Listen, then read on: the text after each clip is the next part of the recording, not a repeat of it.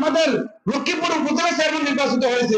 আপনারা শুধু ওখানে ওনাদের শাসনটা দেখেন যে আল্লাহ মানুষ কি শাসন করে, মানুষ কিভাবে মুক্তি পায়। আপনারা শুধু দেখেন গত দুঃশাসন যখন চলছিল সারা বাংলাদেশে, মানুষ নিষ্পেষিত হয়েছিল, তখনও লক্ষ্মীপুরে মানুষ নিরাপদে ছিল, মানুষ তাদের অধিকার ফিরে পেয়েছিল, তাদের অধিকার থেকে বঞ্চিত হয় নাই।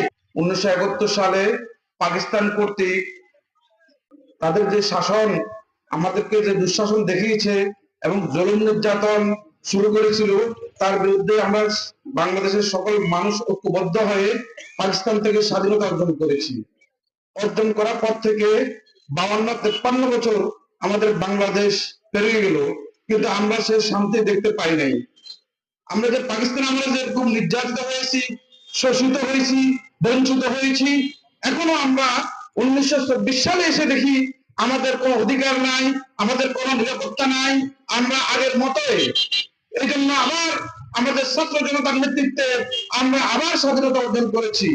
আমি আজকে আপনাদের কাছে প্রশ্ন রাখতে চাই, আমরা আর কতবার স্বাধীনতা অর্জন করব, আর কত আন্দোলন করব, কেন আমরা আন্দোলন করব? আমরা কি একটু বিরুদ্ধে জাগিয়ে তুলতে পারি না যে আমরা যদি এভাবে চলতে থাকে, যে বারবার আমরা যদি বর্তমান যে শাসন ব্যবস্থা, যে সিস্টেম, এই সিস্টেমে যদি আমরা চলতে থাকি, আরো 200 বছর আমরা মুক্তি পাবো না। আমরা আজকে বর্তমান দেখেন 1926 সালে আগে যারা শাসন করছিল তারা আমাদের উপর জুলুম করছে, আমাদের কোনো অধিকার ছিল না, চাঁদাবাজি চলছে, দুর্নীতি চলছে। এখন কি চলতেছে না? সামনে কি চলবে না? চলবে। কেন চলবে? কারণ শাসন ব্যবস্থার মধ্যে ভুল আছে আমাদের। এর জন্য আমাদের মূলত শাসন ব্যবস্থাকে পরিবর্তন করতে হবে। আমাদের শাসন ব্যবস্থা পরিবর্তন করতে হলে যে আমরা যে শাসন দেখেছি এখান থেকে বের আসতে হবে, আমাদেরকে ইসলামী শাসনের মধ্যে ঢুকতে হবে, তখন আমরা মুক্তি পাবো। আর যদি আমরা আন্দোলন করি তাহলে আমরা আরো 200 বছর এভাবে শুধু কিছুদিন পর পর আন্দোলন করব। এক সরকার যাবে, ওরা অন্যায় করবে, জুলুম করবে, চাঁদাবাজি করবে, দুর্নীতি করবে, দেশের টাকা পাচার করবে, আমরা আবার আন্দোলন করব, আন্দোলন করে আরেক সরকারে বসাবো। আমাদের ভাগ্যের পরিবর্তন ঘটবে না যতক্ষণ পর্যন্ত আমাদের শুভবুদ্ধির উদয় না ঘটবে। এর জন্য আমরা এখন সময় এসেছে, আমি বক্তব্য বেশি দিব না, আমাদের প্রধান অতিথি মহোদয় বক্তব্য দিবেন। আমি বলবো যে আমরা আমাদের সময় এসেছে, ক্ষমতা এখন আমাদের হাতে।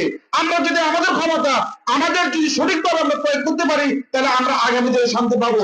আপনাদের সামনে এখন হাত ছেড়ে দিচ্ছে শান্তির প্রতীক হাত পাখা, যে আপনারা আসুন, ইসলামী আন্দোলন ছায়াতলে আসুন, আপনারা ইসলামী আন্দোলনকে শক্তিশালী করুন, ইসলামী আন্দোলনকে সমর্থন করুন, ইসলামী আন্দোলনকে ভোট দিন, দেখবেন ইনশাআল্লাহ শান্তি কিভাবে ফিরে আসে। আপনারা শুধু একটু নমুনা বলি যে আপনারা দেখেন, আমরা সবসময় আমরা বিএনপির লোক ছিলাম না, কখনো আওয়ামী লীগের সাথে ছিলাম না। আমরা একক একটি প্ল্যাটফর্ম, ইসলামের একটা প্ল্যাটফর্ম তৈরি